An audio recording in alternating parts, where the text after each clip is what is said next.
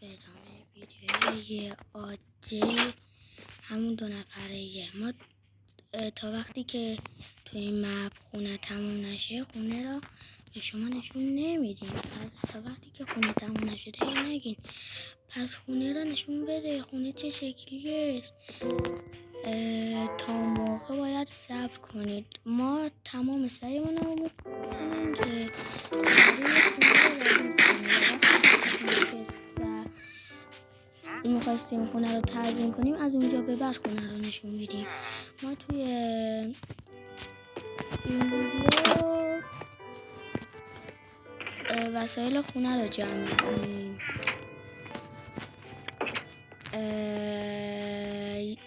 دست آخرم 2 تا سایت بهتون معرفی میکنم که به کارتون میاد.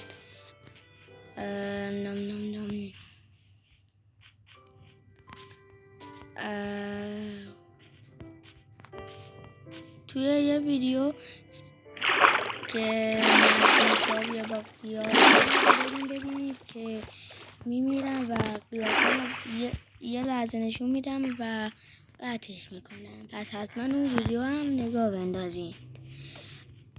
توی این ویدیو تریدینگ هال یا همون جای ویلیجر ها رو هم اگه شد میخوایم روار کنیم.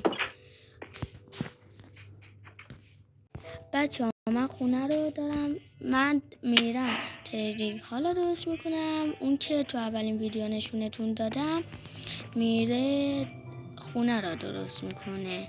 خب برای تریدینگ هال اولین چیز به یه جای خوب نیاز داریم. من ویدیو رو استاپ میکنم تا یه استک چوب بکنم. وقتی یه استک شد ویدیو رو دوباره شروع میکنیم. بچه ما توی این ویدیو هم مردیم، یعنی یکی دیگه هم مرد و ما باید 2 نفره بازی کنیم ویدیو بگیریم.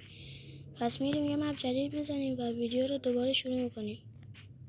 حالا بچه ادامه ویدیو ما مپ ها زدیم و میبینید که اینجا اسپان شدیم و بریم سراغ اون ویلیجه ببینیم چی داره.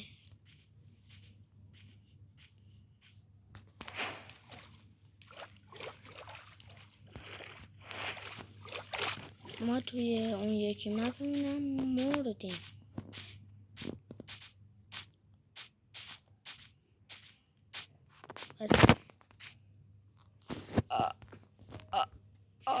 دیدین؟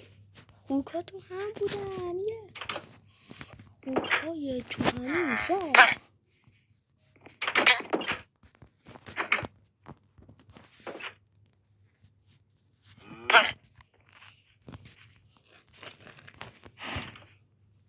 ویلیجره گفت پخ پخ.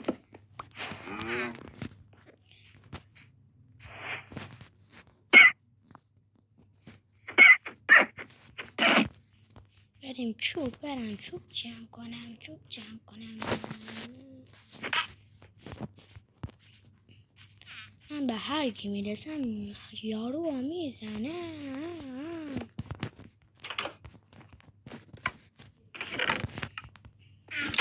بچه ما توی این مپ باید تریدینگ هال درست کنیم، ولی متاسفانه این مپ زیاد نمیتونیم طولانیش کنیم. اینجا ازتون مرخص میشیم تا ویدیوی بعدی. خدا نگهدار.